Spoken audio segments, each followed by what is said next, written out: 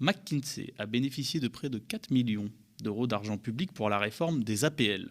C'est-à-dire que les types, ils te prennent ton argent des APL, mais pour te prendre ton argent des APL, ils ont besoin de payer d'autres types pour les aider à te prendre ton argent des APL.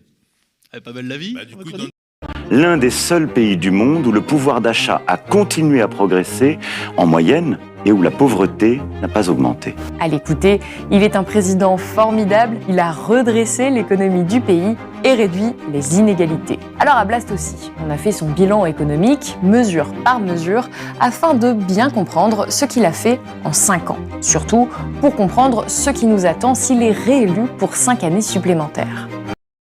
Je me suis engagé à ce que celles et ceux qui réussissent et qui réinvestissent dans l'économie française ne soient pas assujettis à l'ISF. Mais 4 ans après, celles et ceux qui réussissent n'ont pas vraiment investi dans l'économie française, justement. Les indicateurs montrent que le remplacement de l'ISF par l'IFI en 2018 a ainsi fait perdre plus de 3 milliards d'euros de recettes fiscales à l'État.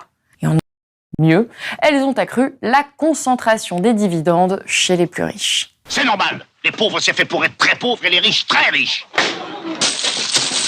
Un peu plus tard, le gouvernement vote une loi plus large pour restructurer tout le système d'APL. Résultat, la baisse des APL correspond en moyenne à 38,50 € par mois et les plus touchés, ce sont les jeunes actifs, avec une baisse moyenne de 95 € par mois. Le travail permet de vivre dignement et paie toujours davantage que l'inactivité.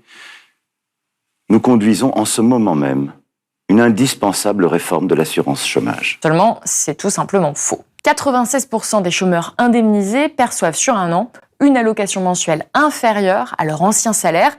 Et alors, ces 4% restants sont des personnes qui touchent en moyenne 290 € net par mois d'allocation. C'est pas des sommes qui donnent envie de rester au chômage, a priori.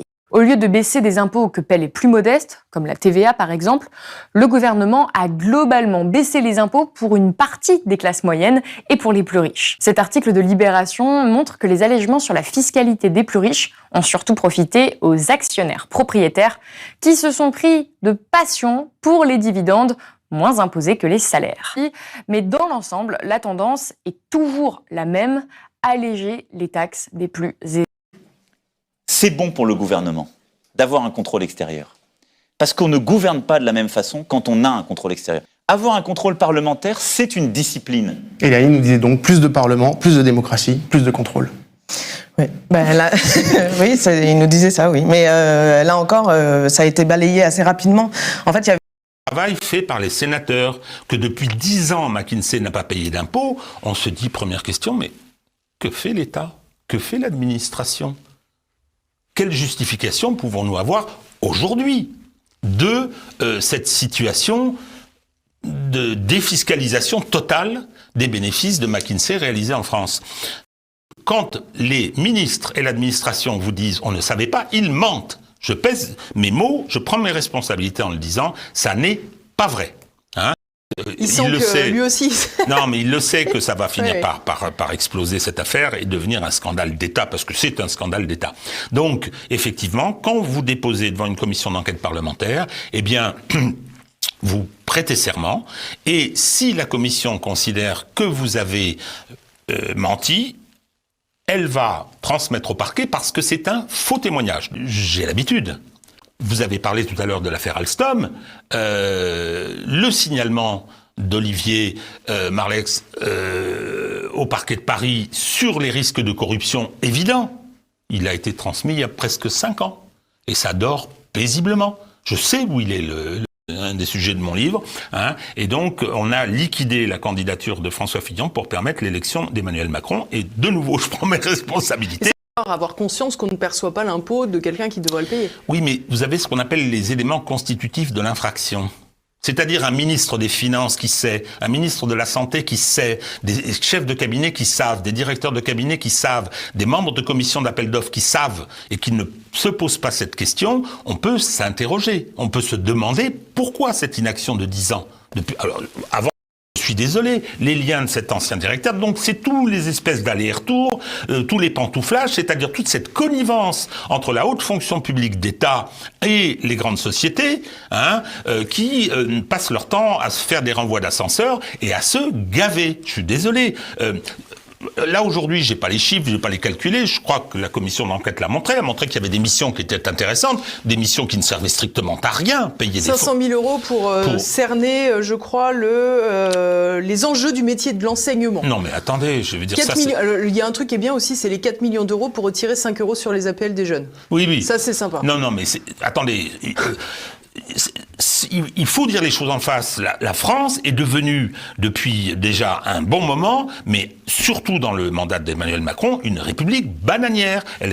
Parce que c'est comme ça, on se renvoie les ascenseurs, on fait des fortunes. Quand vous... Tom, McKinsey, Gilets jaunes, Covid-19, les casseroles ont émaillé le mandat d'Emmanuel Macron et pourtant, c'est lui le meilleur candidat. Des choses qu'on n'a pas forcément entendues dans les médias et qui piquent. Non, ça pique. C'est la sauce samouraï qui pique. Si vous voulez pas l'entendre, sortez d'ici. Alors, on a entre autres aussi un ministre de la Justice mis en examen. Ouais, ça c'est pas mal. Le patrimoine d'un président de la République, ancien banquier d'affaires chez Rothschild, estimé à 500 000 euros, alors qu'il a perçu forcément beaucoup plus, ne serait-ce que pendant son mandat de président. On a forcément l'affaire McKinsey, plus d'1 milliard.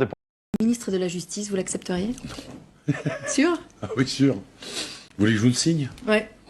D'abord, personne ne me le proposera, ce sera un bordel, mais alors, non mais personne n'aurait jamais l'idée sotte, totalement saugrenue, incongrue, invraisemblable de me proposer cela, et moi franchement, je n'accepterai jamais un truc pareil, non. Pourquoi? Parce que c'est pas mon métier. Il faut en avaler des couleuvres pour faire de la politique. D'abord, il faut être d'accord avec tous les copains du gouvernement auquel on appartient soi-même, c'est-à-dire quoi.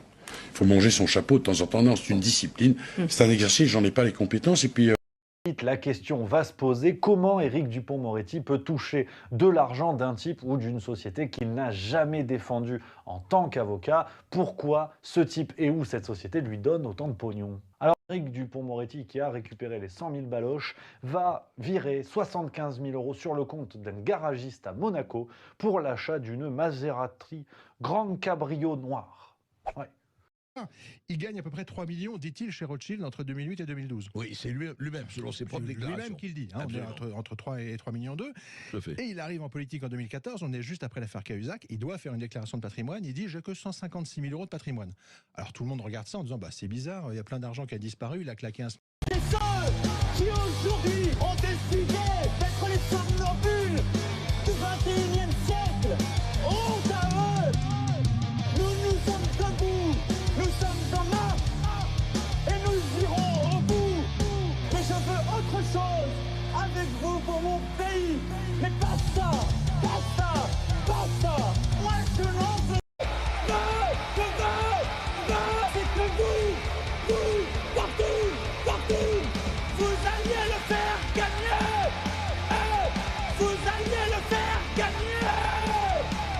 Parce que c'est notre projet. Parce que c'est notre projet. Vive la République. Vive la France.